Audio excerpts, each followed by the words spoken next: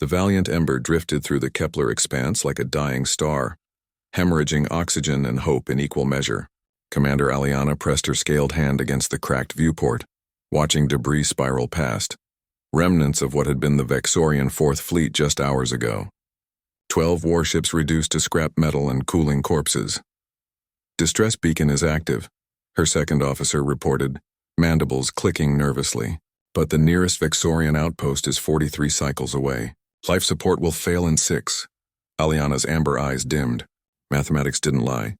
They were dead. They just hadn't stopped moving yet. Around her, the bridge crew worked with the resigned efficiency of the condemned, young warriors who'd never see their hive worlds again. The attack had been sudden. The Kralik swarm had torn through their formation like teeth through flesh. Her people were predators, yes, apex hunters who'd claimed 17 systems through fang and fury. But the Kraliks were devourers. They didn't conquer. They consumed, Commander. The communications officer's voice cracked. We're receiving a transmission. Human frequencies. Aliana's crest flattened against her skull. Humans. The galaxy's newest players. Soft-skinned mammals who'd somehow stumbled into faster-than-light travel barely a century ago. The Vexorian Empire had encountered them twice. Once during a border dispute that had been settled with surprising diplomacy, and once when a human merchant vessel had foolishly wandered into a Kralik's feeding ground. The humans hadn't survived that second encounter. Play it, Aliana commanded. Static crackled, then resolved into a calm male voice speaking accented galactic common. Distressed Vexorian vessel, this is Captain James Morrison of the UESC Defiant Resolve. We've received your beacon. Hold position. We're coming to you. Aliana's claws extended involuntarily. Send response, negative human vessel. Kralik swarm is active in this sector. Your ship cannot... Commander, they're not asking permission. The communications officer interrupted. They're already on approach vector. Velocity. Ancestors preserve us. They're traveling at combat speed toward the swarm's last known position. Madness. These humans were rushing toward certain death. Aliana had reviewed their military assessments. Adequate technology, mediocre firepower, no significant combat doctrine. Against the Kraliks, they would be devoured like all the others. Time to intercept? 18 minutes, they waited. Aliana watched her crew. Warriors bred for battle now reduced to hoping for rescue from creatures they'd considered barely worth notice. Pride warred with pragmatism in her chest. Pride lost. She wanted her people to live. When the Defiant Resolve appeared on sensors, Aliana understood why humans had survived their first contact with a hostile galaxy. The ship didn't maneuver like a warship. It moved like a predator, economical, purposeful, with the patience of something that had learned to outlast its prey. Commander, the human ship is launching something. Her tactical officer's confusion bled through every word. Not weapons. They're launching repair drones. Dozens of them. The small machines swarmed toward the valiant Ember like mechanical insects immediately beginning emergency hull repairs. Through the viewport, Aliana watched them work with precision that would have impressed her empire's finest engineers. Captain Morrison's voice returned. Commander Aliana, we're extending our shield envelope to cover your vessel. It'll drain our systems, but we'll hold it until your life support stabilizes. We're also sending over emergency supplies and a medical team.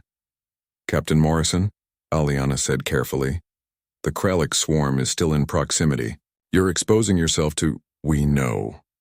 Something in his tone made Aliana's predatory instincts flare. Not fear, certainty. But we don't leave broken things floating in the dark. That's not who we are. You barely know us.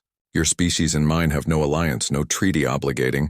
No, James agreed quietly. But you're alive, you're in trouble, and we can help. That's obligation enough. The next 6 hours were a revelation.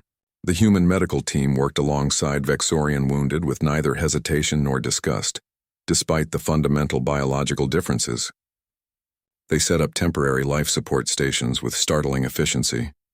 They brought food, real food, not survival rations, and shared it freely. Aliana found Captain James Morrison in the Valiant Ember's engineering section, working alongside his crew to repair a damaged coolant manifold. He was unremarkable by galactic standards, medium height, dark skin sheened with sweat, hands covered in lubricant. But he moved with the economy of purpose she recognized in apex predators.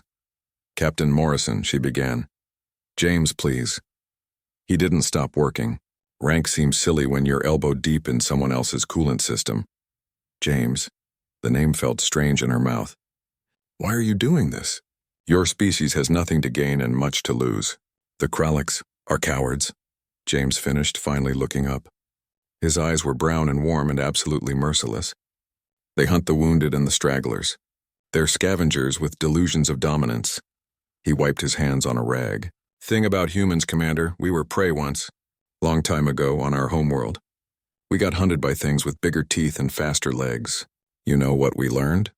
Aliana's crest rose with interest. What? The injured member of the group is everyone's responsibility. Because today it's them. Tomorrow it's you, and the day after it's your younglings. So you don't leave them. Ever. You carry them, you defend them, you repair them. He smiled, and Aliana saw something ancient in that expression. We don't leave broken things behind. That's how prey animals survived long enough to become predators.